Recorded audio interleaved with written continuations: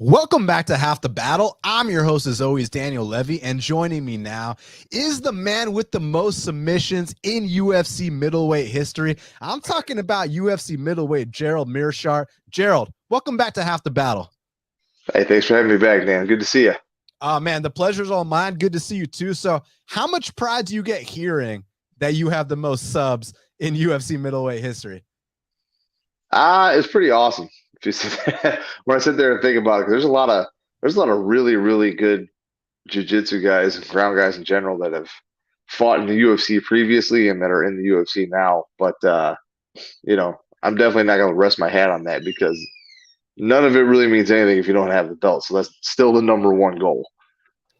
I mean, listen, you hear names like Damian Maia, you hear names like Anderson Silva, even Hoist Gracie, and you see your name above them in that specific topic, that specific list. I mean, that's got to at least bring a smile to your face. Yeah. Oh, absolutely. And I'm one of the few guys too. Like, I don't have the traditional jiu-jitsu credentials that some of these guys might have, and I've still found a way to make it work for fighting. So it's pretty cool. Now, you're approaching your 50th professional fight. Now, I have a feeling that you've probably had a lot more fights than that we don't even know about. But I mean, how are the nerves still the same before every fight? Yeah. I mean, you learn how to deal with it better, but it's not like they go away. It's just your threshold for being nervous and like shitting yourself before a fight just gets higher. You know what I'm saying? So it's always just absolutely terrible and awesome at the same time going in there, but you just get used to it. I mean, is it one of those things where it's just like, okay, you got to accept the fact that there's going to be stress, there's going to be anxiety, but actually going in there, being courageous and doing it anyways, that's no pun intended, half the battle? Yeah, well, I'd say it's one half the battle because a lot of it is like guys talk about the mental battle, right? Is just walking and getting in there.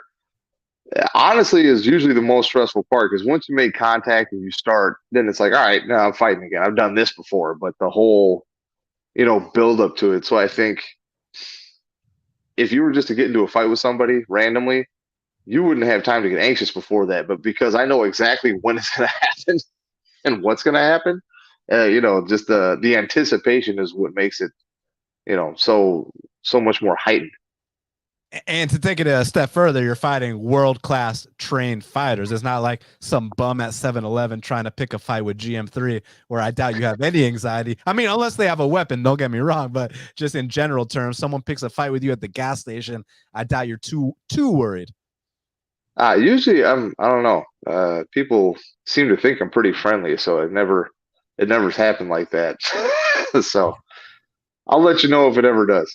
Okay, well, I'm glad to hear that, man. And look, so how do you handle the anxieties that come with entering what many people like to refer to as the theater of the unknown? Um, there's definitely nights that I've handled it better than others, but it's really just trying to be in the moment and like, no matter what else is happening, I've done this before. I know what I have to do to protect myself. And like, I think some people have different things that help them. Like some guys are like, nothing exists after tomorrow, but I'm always like, no matter what happens, I'm still gonna go home to my family. I'm gonna be the same person. I know enough to at least not get myself seriously injured. So uh, it's an athletic competition. It does mean more than that to me, but I try to put it in perspective as much as possible. Not to take it lightly at all, but not to get you don't want to get too much in your own head either. Now, it's funny because look, the last time I had you on Half the Battle was back in 2016, and it was actually the 1-year anniversary of my show.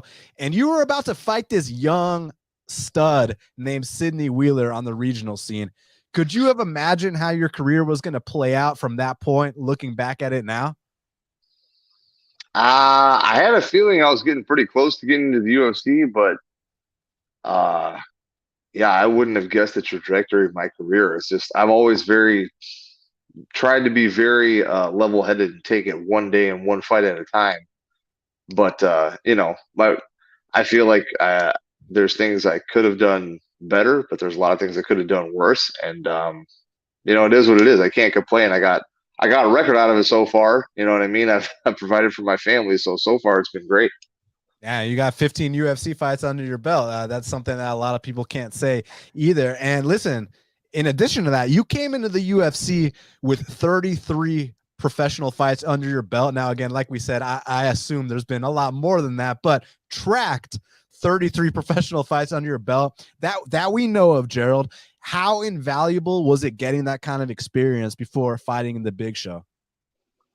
I mean, for me, it was a lot because I didn't have any sort of sports background. So, there's a lot of guys that they're even in the UFC now that I've been fighting way longer than them. But if they have some sort of like amateur wrestling background, they have a boxing background, they have some sort of other competitive sport, whether it be a combat sport or contact sport like football or something, if they have at least something, competition and just getting used to competition itself is a really, really big thing.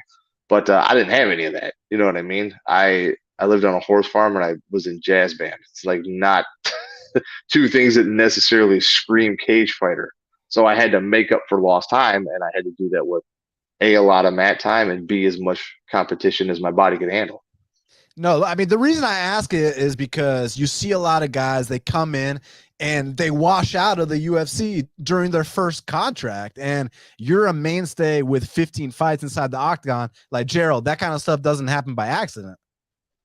No, well, and again, the experience definitely helps that. And there are, and I've said that before too. There's a lot of guys that come in as a hot new prospect and they fit, quick rise, quick fall. So I definitely think fans in general want to see the one guy that like keeps going, and the UFC definitely wants like their marquee guy too. Everybody wants to see the young, undefeated or mostly undefeated prospect coming in. But if there's one thing that's going to help you in MMA, it's really, really hard to be that fast rising star. And I wouldn't say it's easier, but you got to have longevity no matter what to make money. You know what I mean? Like the contracts go up, they go up once you fight more. And, definitely it helps if you're like, one of their main guys. But if you can stay in and have 15 fights, I'll tell you, you make a pretty decent living. But like you said, it's hard to get there in the first place. So being able to fight often enough and keep yourself safe enough, because that's another thing, knock on wood, I haven't had a major, major injury yet from MMA fighting or training. And I think that's because I had so much competition compared to a lot of people very early on. And I, so many hard grinding days in the gym that I kind of know where I can step on the gas and where to back off a little to keep my body, intact so I can keep fighting. Yeah, and on that topic, I mean, do you feel, because I don't know what you do outside the cage. So, I mean, are you eating right? Are you doing the proper recovery? Like, is that the kind of stuff that's helped you have that kind of longevity? Oh, absolutely. And there's definitely people that get a lot more involved than I do, I would say. But for me, like diet's never really been too much of an issue. Definitely as I've gotten older and maybe put on a little more muscle and like the weight doesn't fall off quite as easily, I've had to like start watching what I eat a little bit earlier, but it's not, a hard thing for me. One thing I've definitely picked up on though is a lot more strength and conditioning and prehab rehab stuff, like seeing a chiropractor, going to physical therapy, making sure I'm doing everything to keep myself put together because, I'm not getting any younger and stuff. It takes a little bit longer to heal now. So that's definitely helped a lot. But again, other than that, it's just, you know, you can either be a superior athlete or you can have like try to get as much knowledge as possible. And the best guys try to get as much knowledge as possible. And I feel like if I know the answers to most questions, because you can't know the answer to every question, right? I can use that knowledge to keep myself safe, keep myself employed, and most importantly, keep all you guys entertained so you want to see me back in there again. Yeah, I mean, 100%. The entertainment factor has never been in question. So, but I mean, speaking of recovery methods, like what are your go-tos? Is it the deep tissue massages? Is it the cryotherapy, the cupping, the dry needling? Like what does GM3, what's your go-to for recovery? So I go to a place called Team Rehabilitation, and I think it's Wauwatosa now, Wisconsin, and they do like a bunch of different stuff. Like they got the Normatec boots. They'll do some cupping, sometimes a lot of soft fascial stuff, scraping. I've got dry needled there before, just stuff to unknot all the knots we get in our muscles and stuff like that to try to relax. And really, it's more about keeping your body in alignment, because it's very easy to overcompensate one way or the other. Get a little too stressed here and not stressed enough there. So that's a really big thing. But again, my strength conditioning has definitely helped with that. Not just being conditioned, like obviously you still, first and foremost, you got to train a lot, right?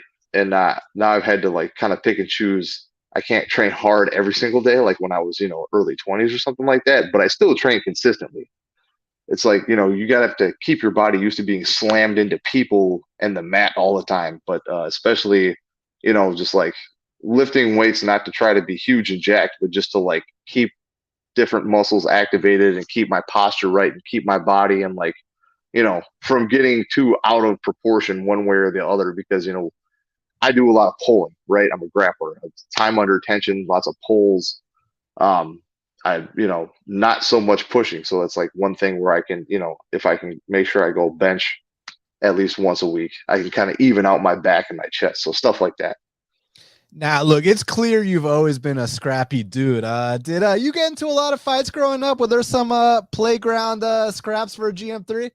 Actually, no. I never. There was like one small. I wouldn't even call it a fight, but like there's one small skirmish I had in high school. But that's the thing, though. My high school, we were all a bunch of nerds. So. Oh shit! Did we lose you, GM3? Oh, I think we lost my boy GM3. Hey, you might need to do a quick little refresh, and we'll get you back in here. Let me see if I can remove you and bring you right back in. Gerald, what's up, man? Can you hear me, buddy? Oh man, we were just getting down to the nitty gritty. I got some really good questions planned for Gerald Meerschaert. So as soon as you can figure this out, we're gonna get down to it, man. Because the question I'm about to ask him is the one I've been waiting to ask him this whole time. So as soon as he can figure this out, we're gonna get him back in here, man. So let's see what the deal is. But y'all, do me that favor and leave some fan questions here in the comment box, because after I go through my questions, I'm gonna start asking the fan questions, and there's a lot we got to get to here with Gerald. So I got to know what he's got to say on tons of things, man. I mean, I know you guys know I ain't about to tiptoe around any subjects. We're not going to just talk about the positive. We're going to talk about everything. So yeah, Gerald, you back? I got it. I don't know what happened. It's all good. It's all good. We got you right here. So no, so I mean, look, the reason I asked is you said you were a nerdy guy. You're a musician. I mean, you're a saxophone player. And for me, from my experience, I was on drumline. I was the captain of the drumline, lead snare. So like, dudes, people wanted to fight with you. And I mean, that's what got me into jujitsu. Now, obviously, I'm not a black belt like you. I'm a 2-stripe blue belt, but still, I pride myself on training jujitsu all the time. But were people picking on you because you are, a nerdy musician? Like, that's why I ask. In that part of the United States, the Midwest, I mean, I assume people were trying to pick on you. No, well, that's the thing. So I was a nerd at a school full of nerds, so it was okay. It was pretty standard, you know what I'm saying? And on top of that, I also lived on a horse farm at the same time. So it's like I was no stranger to like physical activity, and I was definitely rougher around the edges than most of my classmates. But we all got along really well. There was like a smaller school, and I don't know. I never like tried to pick fights, and it takes a lot to get me like actually like legitimately mad at somebody. Right. Like if someone comes and like talks shit to my face, I like could not care less. Like you can say I wouldn't say anything, but just about anything you want. I'm gonna be like, okay, now what? Like, are you gonna fight me or can I leave now? Like it doesn't no effect on me whatsoever. So that definitely helped a lot. But there was it was like maybe one or two close calls where I almost got into like a big fight, but nobody ever decided to like take that next step. So it was pretty meek and normal, didn't really do too much scrapping. I got you. So this is something that I really want to ask you about, because this is something I'm kind of inspired by, man. So There's a famous quote by William Arthur Ward, and the quote says the following: adversity causes some men to break and other men to break records. Now, I wholeheartedly believe that this literally applies to you, Gerald, because in 2020, you suffered 2 back-to-back first-round defeats. Everybody wrote you off. They said Gerald Meerschaert was done. They said Gerald Meerschaert was washed up. If you would have retired, no one would have held it against you. You get back on the horse, you go on a 3-fight win streak, scratch that, a 3-fight kill streak, and you go on to break the record for most submissions in UFC history, in UFC middleweight history. I mean, what kind of resolve do you have, and what does an experience like that do for your confidence? Well, man, it's great for my confidence, and like hearing somebody else say all that, that's a whole lot of sunshine on my skirt. So that's super nice when I I get to hear stuff like that. But it's not the first time I've kind of backed myself into a corner in my career. Oh no, we're losing them at the good spot. Oh man, this is the question I was waiting to ask this whole fucking time. So we're gonna have to get him back in here because we ain't getting no robot bullshit over here. So don't worry, y'all. I'm gonna kick him out and let him back in. So hold up 1 second. Gerald, let's try this again, man. You're probably gonna have to leave and come right back in. And let's try this again, dude, because that's the question that I need the answer to the most. My boy Andy said, my man is on that AOL dial up. You know what I'm saying? Y'all remember that AOL dial up, man? That shit was something else. So, Gerald, if you can hear me, man, just exit, come back in, and we're gonna figure this out, dude. Because yeah, my boy the man cave said, "What's my week looking like?" All right, hold on. Gerald, you back in here? Oh man, I sure hope so. I had to switch phones and did everything. We'll see if this works. Oh, Okay, so because this was like the most important question I had to ask. Now, I know you heard the question, so I need your take on this. All right. Oh, you still there? Yeah, I'm still there. Look, if we have an issue again, one thing that might work is actually turning off your Wi-Fi. But as of right now, did.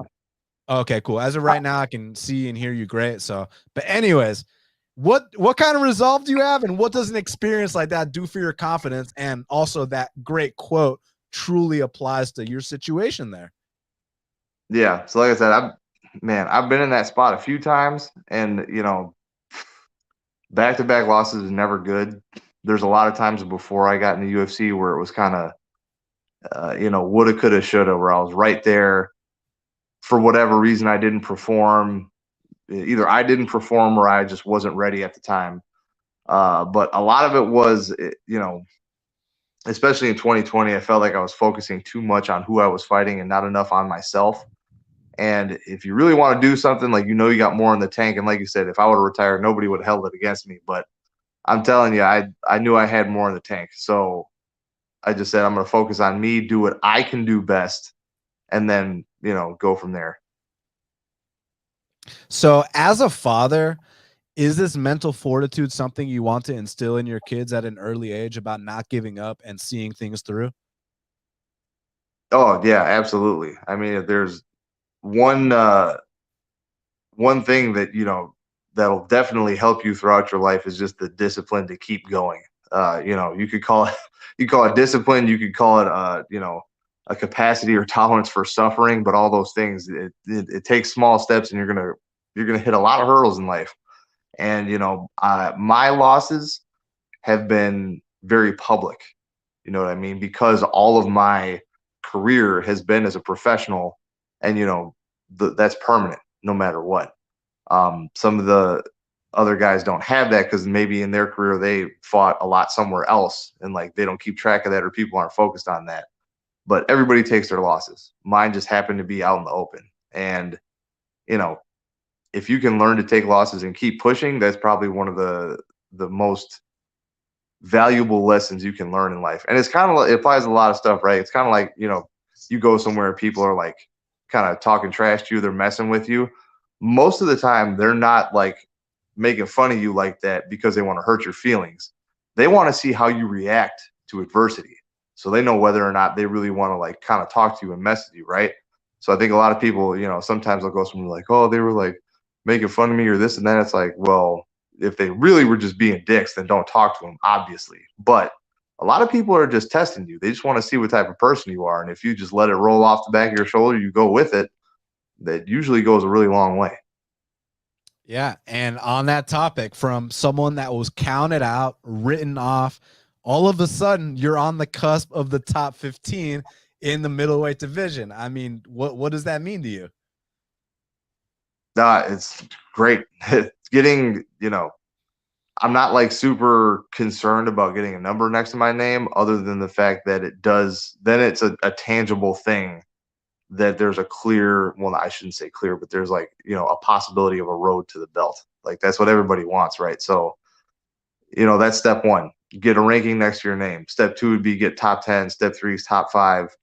And then after that, make enough noise that you have to get a title shot. And at least stylistically, I'm not maybe the best shit talker in the world and on the mic and all that stuff, because I'm a normal dude. Some people like that, but it's definitely like not gonna sell the most pay-per-views ever, probably. But I would think stylistically, I'm probably, if I can do what I do best and like stay in people's grills and make them fight me and grapple me a lot, I think that at least for the fight itself, purely for the fight, if I can be at my best game, I'm probably the best dance partner for the current champion right now.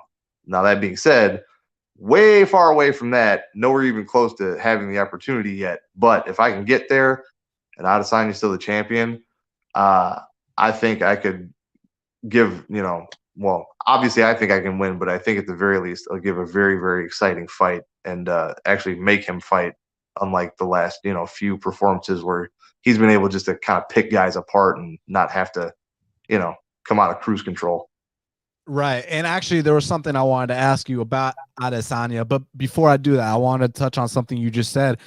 I wouldn't underestimate yourself in the trash talking department. Like in that Hamzat press conference, dude, I thought you were witty as hell. I thought you had some really good lines.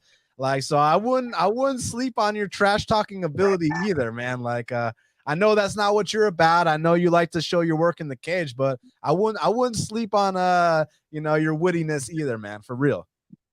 I appreciate that.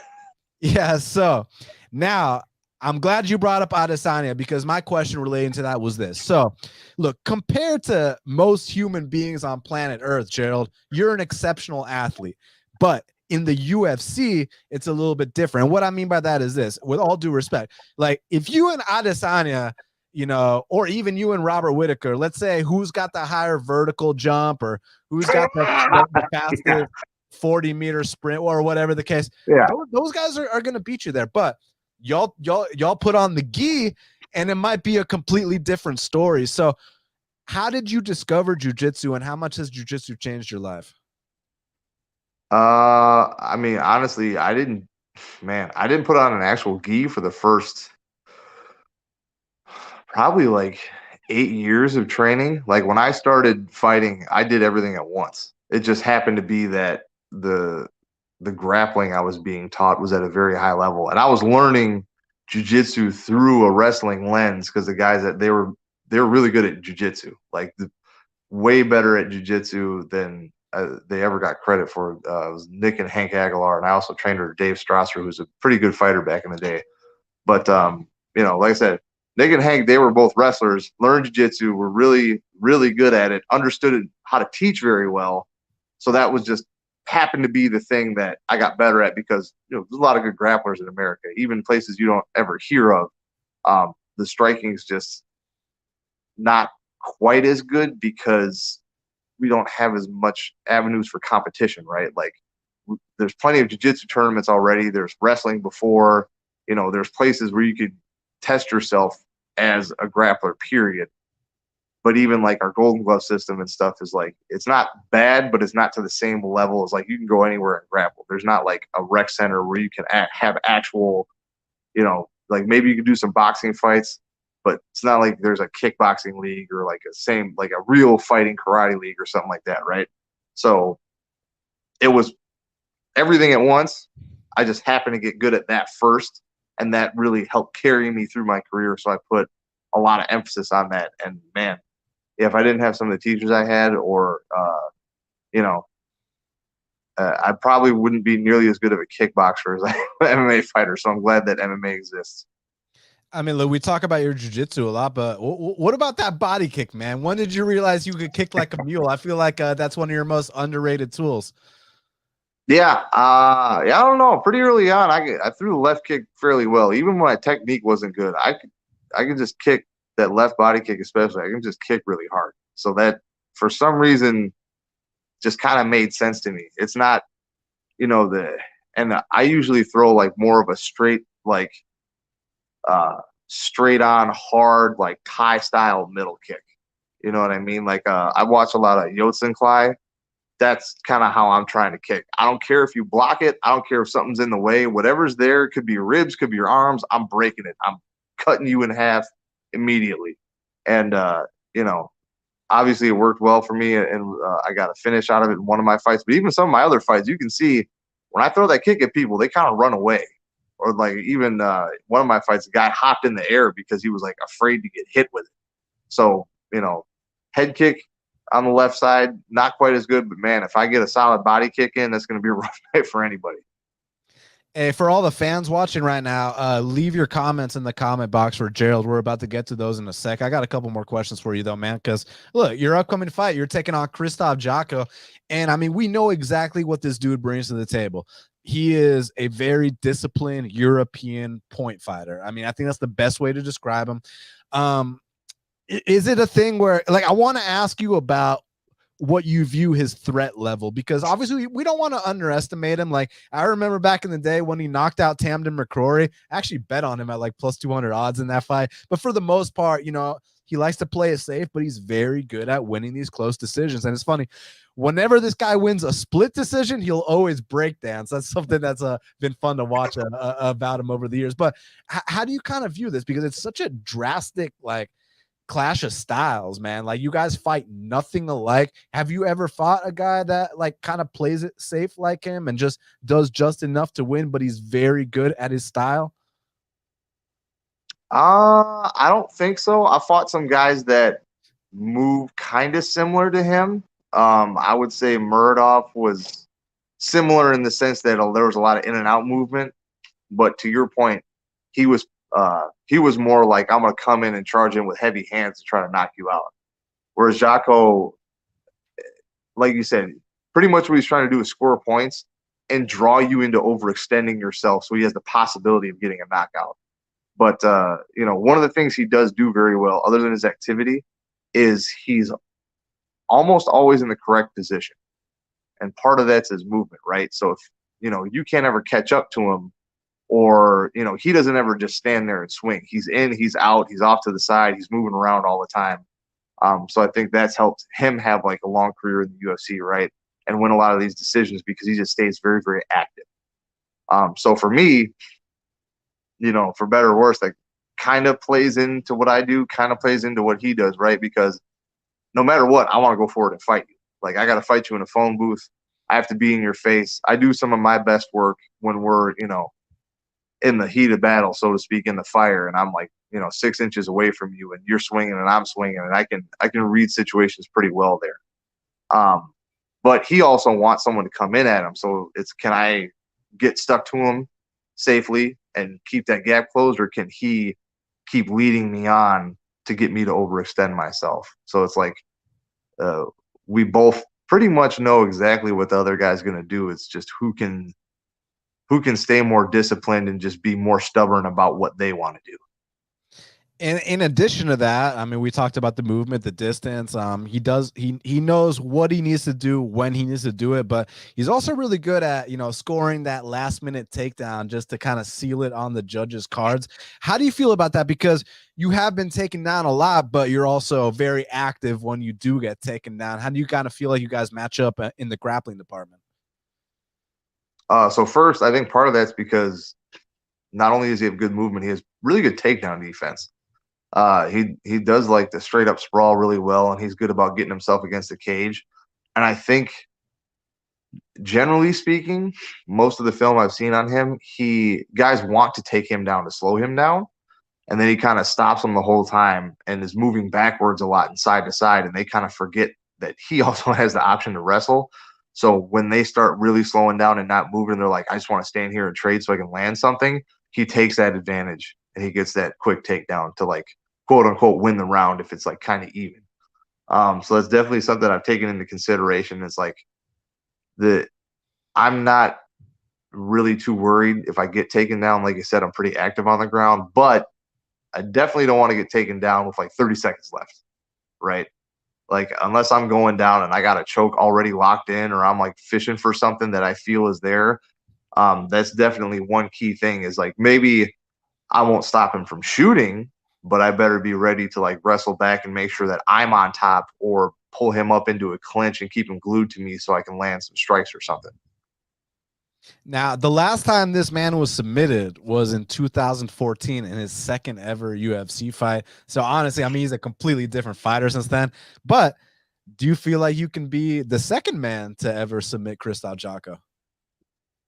Oh, I think I could be, without a doubt. I mean, how many guys have I fought that were undefeated at the time, or were on a huge winning streak, or hadn't ever been submitted, or weren't submitted in years? Like that, I don't really pay attention to that. I know what I can do well, and what I can do well is grab a hold of you, hit you a bunch of times, and choke you. So I think I can definitely do that. So on the topic of that fight with Birdov, because in my opinion, I mean, I think that that's one of the best wins of your entire career. I mean, we're talking about a guy in Murdoch, the kind of hype this guy had, not just for his skills, not just for the performances and the wins he was putting on inside the octagon, but this guy was the first fighter that Floyd Mayweather ever managed in MMA. I mean, he had a serious backing. People were trying to, fast track him to the top, and you go out there, man, you end that hype train, you finish the guy. And I mean, you had to overcome maybe slightly a little bit of early adversity. I mean, it wasn't an easy fight by any means. Firstly, I mean, what did that fight do for your confidence? And I mean, would you say that that's one of the toughest fights you've ever had in your career? It did. It really helped my confidence a lot. Because it would have been a real shame if I had as good of a camp as I did, as good as I felt. Like, everything was clicking, and it needed to click for that one, because, like you said, kid's a stud, really tough. He hadn't lost since like 2014 or something ridiculous like that.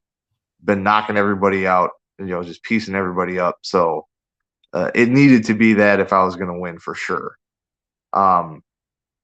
And yeah, definitely one of my more tougher fights.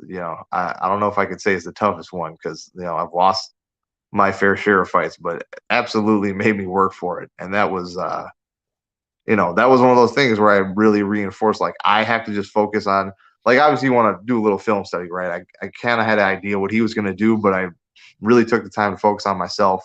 What can I do better? What skills do I need to sharpen in order to be the best I can be in this fight? And that's, again, I really reinforced that, like, if I go forward and I make it a fight, I'm a dangerous night for anybody. And that's the thing. He was so used to, I think, hitting guys and moving around, and they try to fight him, and then they would get cracked and they would just back off and not, pursue him anymore.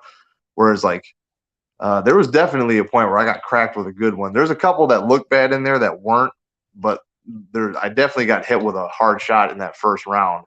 But even still, after that, just going forward and coming at him and, like, not letting up, especially in that small cage. You kind of see, like, even by the end of the first round, I could hear him grunting and swinging and missing. And I'm like, oh, this is like, you're panicking now because you're throwing everything you got. And as long as I keep a cool head, and it's like, it's and I think to your point earlier, that's where the experience comes in. I've had almost 50 fights. So when someone's trying to knock my block off, it's not like a strange thing for me. And I had a really good cardio that night, and I used it as a weapon. I mean, to break and finish a guy like that is a massive statement. By any chance, did you ever hear anything by Floyd? Did he give you any kind of props for going out there and doing what you did? Or I don't, not that I know of. I mean, if he did, that's awesome. But yeah, I never personally heard anything. No. So the name Meerschaert, I mean, that ain't just your standard Midwest name. What's the lineage here? It's Belgian, I believe. Belgian. Okay. Okay. You ever been to Belgium before? I have not. The only place I've been to in Europe is I went to Nottingham to corner one of my buddies for one of the ACB shows, and that's as close as I've gotten so far. But you know about the Belgian chocolate and the Belgian waffles, right? Oh, of course, yeah. I've never Okay. had them from Belgium, obviously, but I've heard great things. So you fought Duron Win, and the reason I want to bring this up is because like I got to know for middleweight, you don't see guys that short at middleweight. I mean, you're what 6'2", something like that, and you know Duron Win. It says he's 5'6". Between you and me, he's more like 5'4". Was it weird fighting a guy that short in the middleweight division?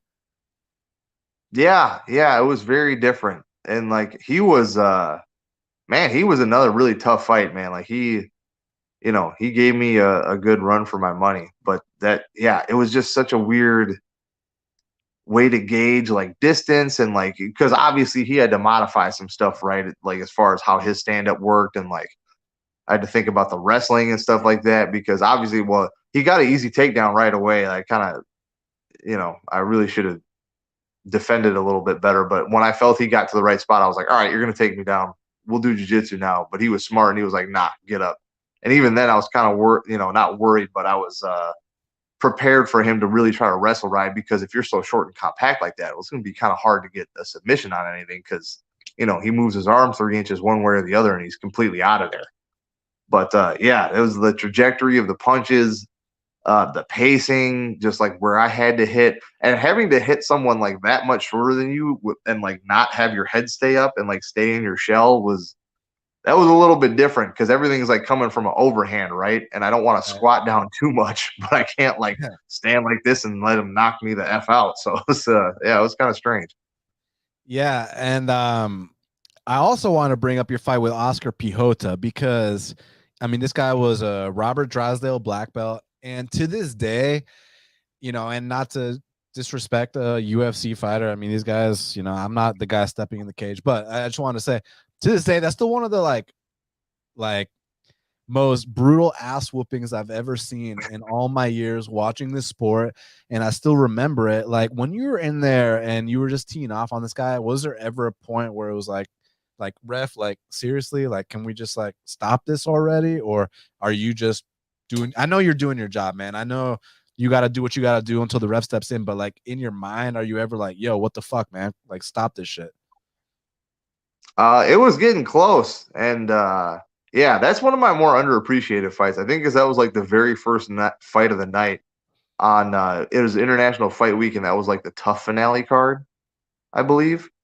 And so like people don't know that one as much, but that's a great fight if you go back and watch it. It was like you said, I really did put the hurting on that guy, and there was a couple times where I'm like, man, I am really hitting him a lot, and he is not doing anything. Like, are you going to stop this? And then the other part of my brain was like, dude, how are you still conscious? I just hit you with like 16 elbows in a row. Like, Jesus. Like that was when, he was undefeated.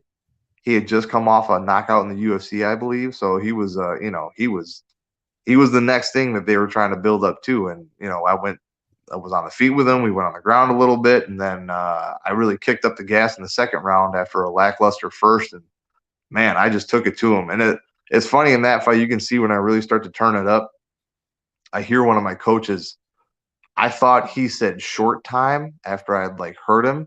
He said, take your time. So I heard short time and I was like, oh, there's only 30 seconds left. So I started like just everything I got. I'm throwing everything. And I was just putting the hurt on this guy. And after a little bit, I was like, man, this sure is a long 30 seconds. Like he was like, no, it was only halfway through the round. I was like, oh, great. Glad I got that finished because I was pretty tired after that. So back to what we were talking about earlier on the show, how, adversity causes some men to break and others to break records. Now, obviously, I would never disrespect anyone that steps inside the UFC's octagon, but I'm just trying to just be objective and honest. He never came back the same ever again after that fight. I mean, he was either undefeated or had one loss going into your fight with him, full of confidence. After that fight, was never the same ever again. So, I mean, like, how do you kind of assess a situation like that? Is it just that everybody's different, or like what would have in your opinion, was it such a bad whooping that you can't come back the same, or do you think it would have been possible for him to regroup somehow? I think it would have been possible. I'd have to look at the time he took in between to tell. I mean, there's definitely some technical deficiencies too. You know what I mean? Because like I saw his fight with Punahele Soriano after that, and he does kind of stand like a little bit upright, and Puna likes to really dip his head and chuck overhands, and he hits pretty hard. So it's like that's a very glaring problem to still have against a guy who's like is literally your kryptonite if that's what you're going to do. But yeah, to that point, and that's another thing too, right? Is like, well, was it a confidence thing or was it just a deficiency in technique? Because you can fix either of those things, but you have to know which it is and address it. Because you can be the most confident guy in the world, but if you're still making mistakes and like your posture's not good or your head's too far up or you have the wrong game plan going in. Because I remember after me, I don't know everybody fought, but after me, he fought Punahele and he fought I believe he fought Rodolfo Vieira, and it's like Barrial too. Yeah, and like Rodolfo and Barrial's tough. I've trained with him. Trained with Rodolfo. He's a stud, and obviously Punahele is a super super tough guy. And like I said, he's like literally kryptonite for someone that stands straight up like that. You know what I mean?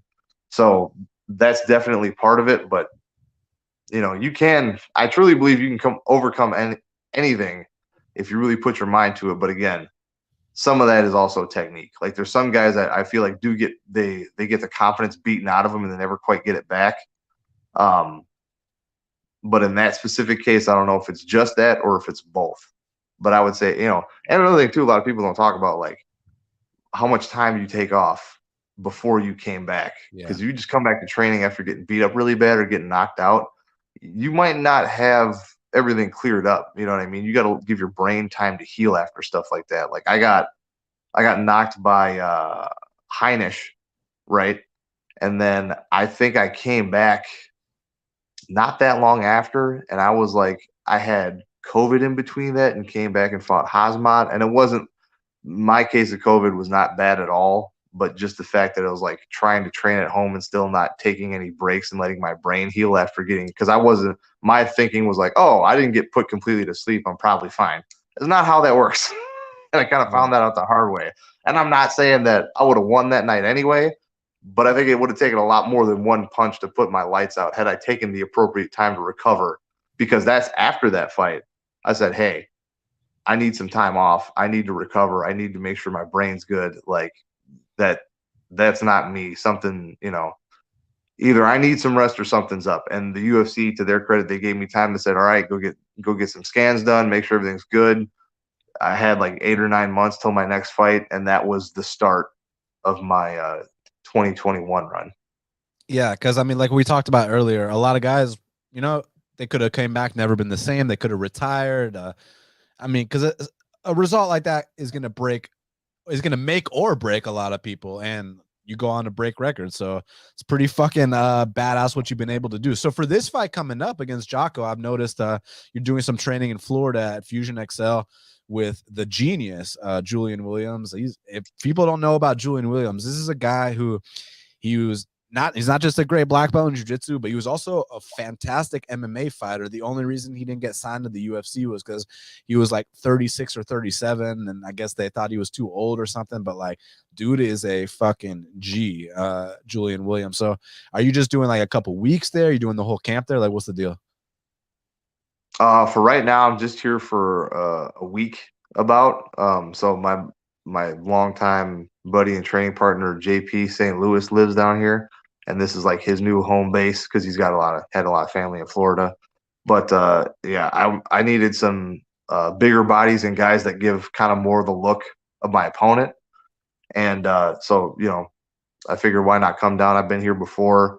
I got to roll with Julian today as well, a matter of fact. And that dude's a stud. He's really, really good. He's got a great thing going here. And there's plenty of big guys my size and like even taller and lankier that give that look that I need. And on top of that, you still got like Adolfo Vieira and all the other guys that are here that are, still really, really good on the ground. So I'm not losing anything in that department. You know what I'm saying? And obviously Phil Rowe's here too. He's like maybe doesn't move exactly like Jotko, but he's very lanky like that. Machida was there today. You know, another guy that moves and is like very, very high striking IQ and all that stuff. So it's a good spot for me. A lot of really high level big guys. And, you know, if nothing else, I can come down, you know, everyone's really cool, get some good pointers, implement what I've been working on, see if it's working right, and then kind of assess and go from there. Yeah, Phil Rowe, man. I mean, that kid's a problem, man. Wait till, you know, he's got a little more experience under his belt, because, I mean, the physical tools and the mindset's there, and I think that guy is going to be a force to be reckoned with. What are these sparring sessions like? I mean, obviously, you don't want to give too many details out. What happens in the gym stays in the gym, but, you know, how are some of these sparring sessions with these killers? I mean, today we did spar. We did a lot of ground stuff, but I mean, it's good, man. It's good work. Like I said, I wouldn't just come here from Rufus Sport if it was like, you know, I was just rolling over everybody. There'd be no point in that. So I came here to be challenged and like, you know, stress test what I've been working on, and I'm getting just that, man. It's a challenge. It's tough. There's not really any easy outs, and you know, hopefully I can come back in the future for maybe more than a week, but definitely for right now, this is, you know, perfect for what I need, perfect time in camp, and I'm loving it. Hell yeah, man. So all the fans, it's almost time for the fan questions. So submit them down below. So you're a musician. I'm a musician. You're a saxophone player. I'm a drummer. You still playing these days? You still practice at all, or what's the deal? No, I mean, I can still play, but yeah, I'm definitely way rustier than I used to be because, you know, I'm training all the time. I've got some other things I'm trying to get going, and, you know, I'm kind of on daddy daycare right now on top of it. Like, I'm doing a lot of the pickup and drop off, so not very conducive with playing saxophone. Got you. What about your buddy Belal, man? I mean, how fucking awesome is it to see what he's done, man? I mean, to, like, you know, it's funny. I was talking about earlier on the show how I had you on when you fought Sid Wheeler outside the UFC, because I went back and listened to that interview just to see like what we talked about back then. And interestingly enough, on that same episode, I had Belal when he was making his UFC debut. So to see what you've both been able to accomplish, I mean, from him fighting for the Titan FC belt to now he's top 5 on planet Earth, it's pretty inspiring to see, don't you think? Yeah, and man, let me just say it has been one of the coolest and funniest things to see Bilal not change his sense of humor at all, and it go from being like making fun. I still make fun of him all the time. I still think a lot of his jokes are dumb, but I tell him that to his face, so it's okay. But he's like going from like making the same dad jokes before, and now when like everybody's eating it up, I was like, this dude's really living the dream right now, because Bilal has been that guy since before he was in the UFC.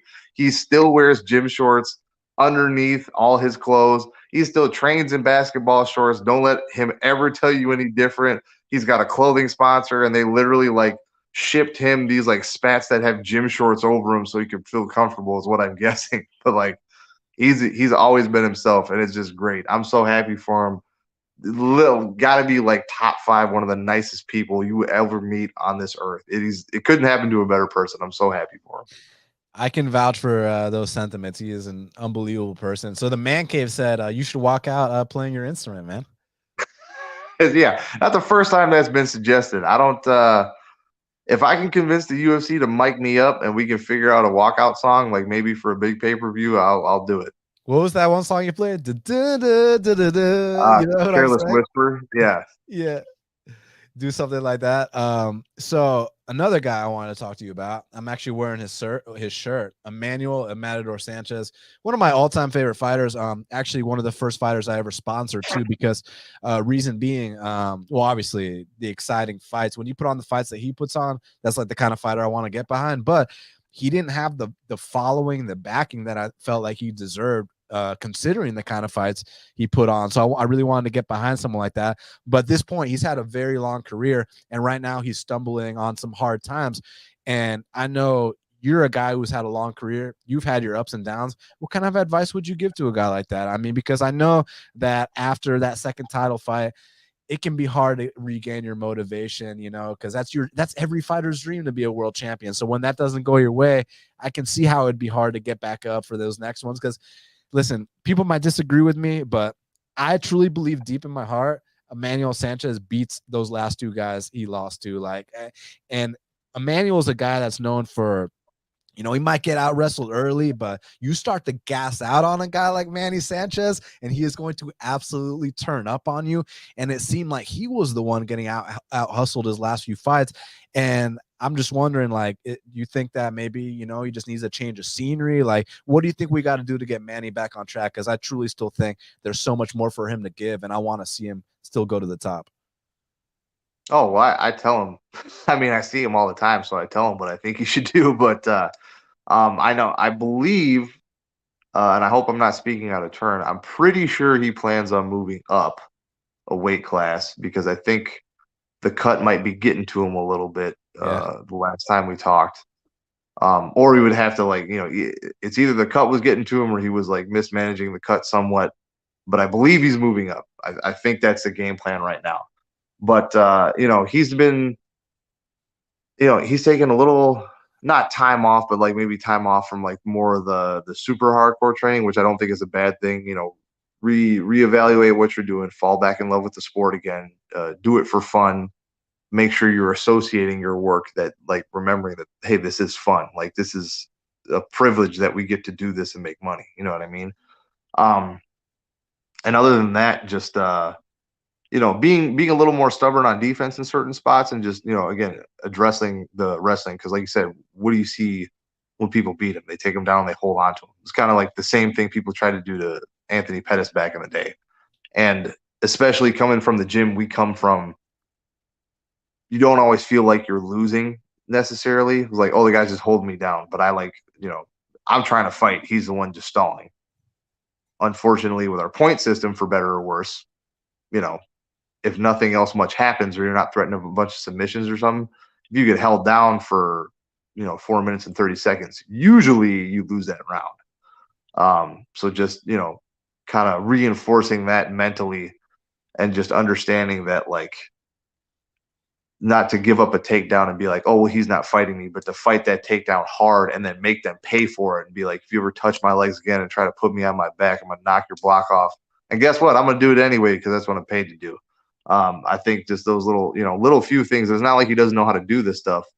It's just kind of getting back into the habit of it, getting hungry for it again, really more than anything, finding that fire to be like, not only am I going to beat you up, but I'm not going to let you get a position. I'm not going to let you get an inch of the beginning of a position because I'm going to beat you down I'm going to beat you down with my defense. That's kind of what I think we got to get back to. And I think he's taking the steps to do that.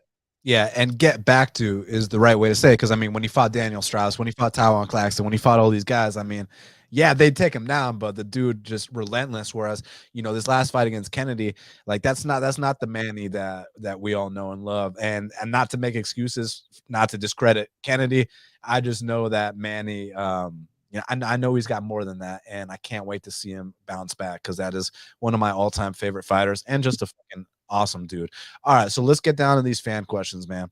And then there's some fan comments as well. So Nathan just wanted to thank you for cashing. He didn't just bet you against Muradov. He bet you by second round submission against Muradov. So you wanted to say awesome. thank you for that. That's pretty badass. That he called it to that extent. I thought that the dog odds would have been good enough, but apparently he wanted to take it, a step further and go pick round and everything in round 2. All right, so let's see. So YBB Sports Data says, was your fight style based on the inspiration of another MMA fighter, and who did you look up to in the earlier stages of your fight career? I wouldn't say it was based on any one guy. I've definitely stolen things that I've seen people do before. Who would I look up to? So I got into Pride first before the UFC. So I loved watching Wanderlei back in the day. I loved watching Shogun. All the shootbox guys were all great. Crow Cop was obviously a mainstay in Pride. I really enjoyed watching Sakuraba for obvious reasons. I'm a grappler now. There's definitely a lot of old, especially now that I've kind of discovered that I prefer more clinch fighting, even on the feet. A lot of stuff that Couture used to do to like bigger guys, like hanging on them and kind of boxing in the clinch. I've tried to implement a lot of that stuff. So it's probably the best answer I got for that. So Harry wants to know, has Gerald learned to fight better tired over the years? The difference in the Stoltzfus and Holland fights is huge, in his opinion. Better tired. Yeah.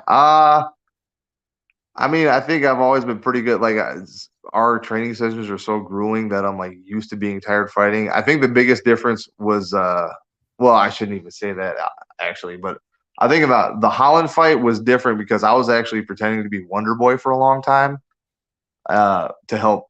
I forget who I was helping getting ready, but I was like being Wonder Boy in the gym, and I took that fight on short notice. And then I think another part of it is too that I kind of underestimated how good Kevin was with like reversals on the ground. So like I got the takedowns all the time, and I kind of control, but I got too submission hunting happy. Like I went too much for the finish instead of like controlling and ground and pounding.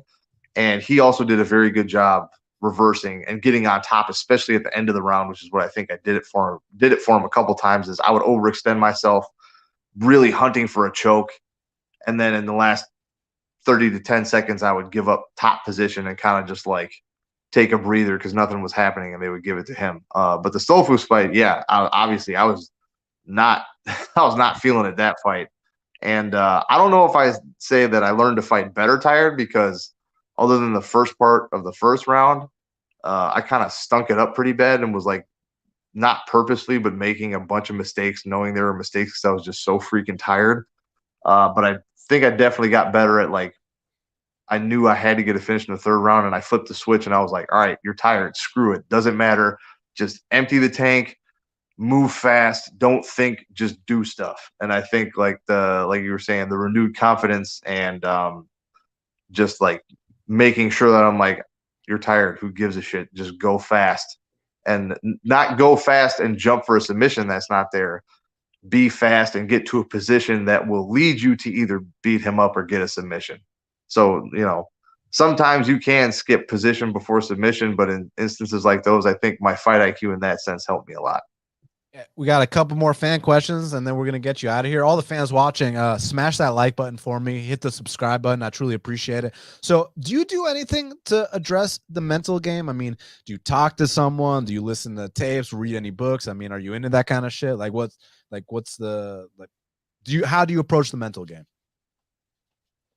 A lot of reflection. I'll look up different stuff on my own. I'll talk to a lot of guys that I think have a pretty good handle on it, and I try to surround myself with, as cheesy as that sounds, like positive, like-minded people. Like, not you're going to be in my book. Yeah, you're going to be a lot more like the people you hang out with, right? So I try to surround myself with like, different types of people, but that are all positive influences.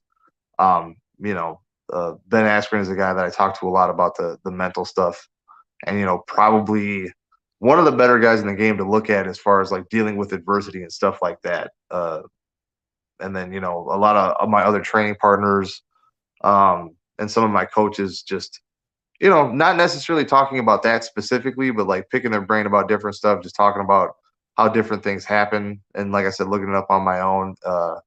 And I think maturing helps a lot too, right? You get a lot more perspective as you get older and you have different and more responsibilities. So I think that all helps.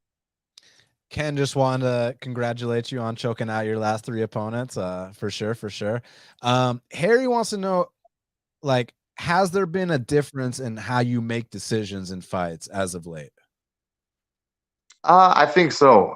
So one of the big changes recently that's happened is I've been like the fight team coach for ground stuff at Rufus Sport, and that's given me a lot more agency. And like, now that being said, I still have like a lot of people that I pull on for knowledge and stuff like that. And Rufus Sport is under Lovato. I had Rafael Lovato in my corner. I definitely don't know everything about ground stuff in jiu-jitsu and MMA, but being able to like teach and like be more in a leadership role, it's giving me agency to really like think about stuff. And then the more you say it to people like, hey, this is why you do something, this is when you do it, these are the possible outcomes of that thing. I would suggest going down this path as opposed to this path because it's a little bit safer or whatever. I think it just helps reinforce everything. It gives me more agency to make my own decisions in the fight, where it's like maybe before, I would feel panicked and rush. I'm like, oh, there's the neck. I got to go get the neck. Instead of like, calm down, take your time. You can get this position first for sure, and then you can hit him. Or if he does something else, then you can choke him. And like just being able to talk those problems out and think through them.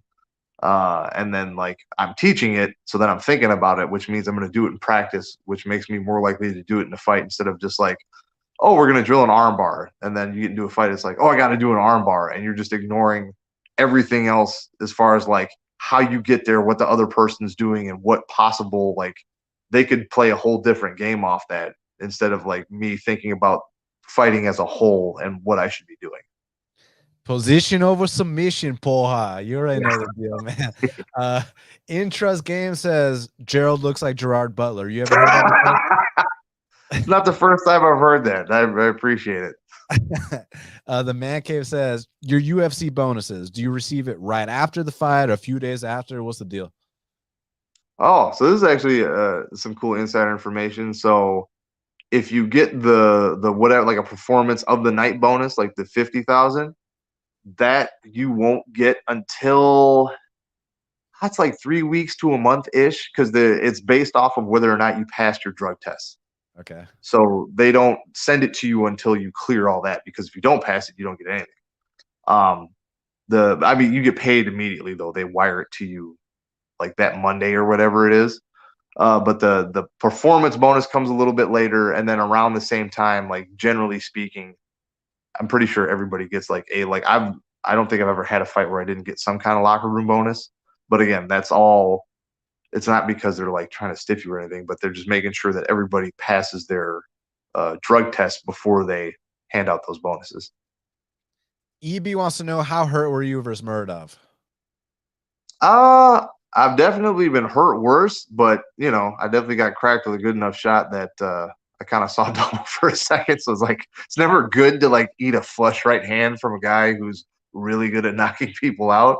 But obviously it wasn't enough to stop me. Nick says, does GM3 feel like he's fallen in love with his hands too much? Interesting. I never thought that myself at all.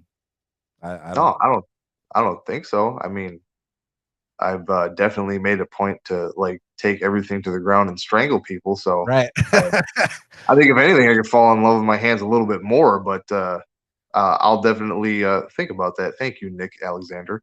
I will say this: that fight with Eric, your boy Anders, I did notice.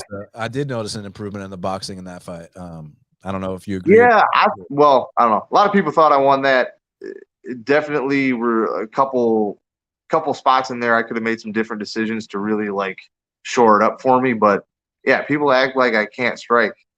And then like you said, I went all 3 rounds on the feet with Eric Anders, and I choked Muradov, but I also did it because I beat him up on the feet first. Like I know I have the most submissions, but I'm a complete fighter.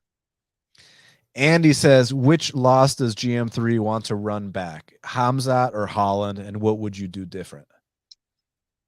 I would like to do the Hamzat fight again, and I mean, other than get a normal training camp in, I think I would just approach it different mentally and all that good stuff. And like I've said before, like that just left a bad taste in my mouth because like nothing got to happen. Like if we fought and I really got ragdolled like that, or if he beat me up, I'd be like, okay, whatever, you're better. Like, nothing I can do about it right now. But I feel like the circumstances and everything, like, obviously I can't say it's a fluke based off his other performances, right? Because like the kid's a beast, but that's definitely one I'd like to run back at some point if it's ever a real possibility. I'm not going to be like, oh, I want to fight him again just because I lost, because it's not how this business works. It doesn't really make sense. You know what I mean? So, but if there was a time and point that it made sense, I'd be all about it. Now, let me ask you this on that topic, because it's like, listen, I'm not a fighter, so I can just try to put myself in your shoes, but I don't know what it's like. I'm only, a dude that trains jiu-jitsu. So like, I'd imagine like, when you're in fight camp and, all the scenarios go through your head, it's got to be the worst case scenario is getting caught by the first punch. Like that's like the one thing you don't want to happen. And it happened. And guess what? You go on to break records. And so it's like, is it really like once that happened, is it really that bad? I mean, all the people like in your life still love you, like your family is still there for you. Like, so like how bad is it truly? Because I remember Randy Couture talking about that, where it's like something that kind of relieved his anxiety was that like no matter what happens, like all the people that matter in my life are still gonna love me. So Oh yeah, no. When I say it leaves a bad taste in my mouth, I just mean like from an athletic competitive sense. Because even when it happened, like well, that's the other thing too. It was such in such a public way, and like it was a pretty decently hyped up fight at the time. So like it wasn't like it just happened and then I could forget about it. Then it's like I get comments and messages and all all this other stuff, which is that's always a real treat. I'd actually do that. There were some really good burns on me that I actually did enjoy because I'm like, I'm all for it if it's funny. I just don't like it when like people would like tag me and just put the wolf face. I'm like, come on, like put some thought into it, right? But no, I was never really concerned about like my life changing per se. It was just more like, man, it sucks that I didn't get to actually perform and see, you know what I mean? Because if he's supposed to be one of the best guys out there, I want to test myself against the best guys out there. That's why I'm doing this, because I'm really freaking competitive. It's not because I mean, I shouldn't say that. Part of me is like, put me on the Sean O'Malley plan where I can just beat up a bunch of like debuters and get a bunch of money. But then like the bigger part of me, like I want to fight the best guys in the world. So, it's kind of a juxtaposition, but that's why I would want that rematch. got you. Man Cave says, is Gerald 420 friendly? Oh yeah. Yeah. Not like a ton, but like, yeah, I'm definitely not against it.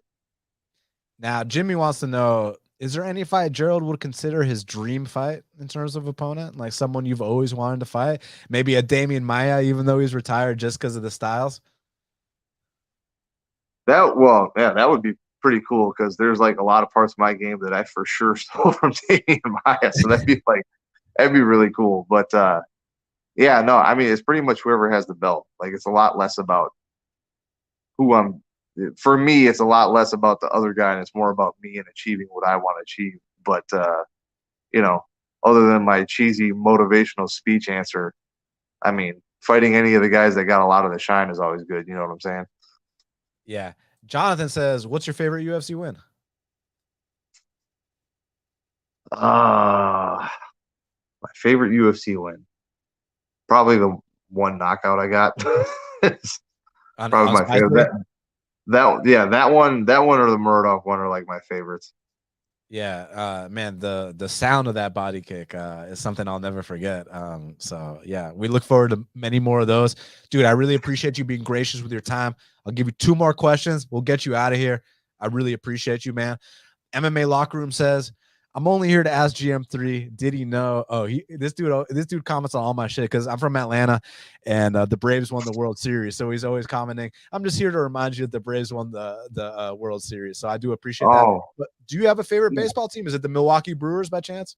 Oh, of course it's the Milwaukee Brewers. And I don't know if he knows, but the Milwaukee Bucks actually won the NBA championship last year. But hey, that's cool. You guys got baseball. That's fine. Whatever. We just got the NBA. It's all good. Yeah. And do you have any opinion on the betting side of things? Do you like stay away from that? Do you not give a fuck? Like, what's the deal?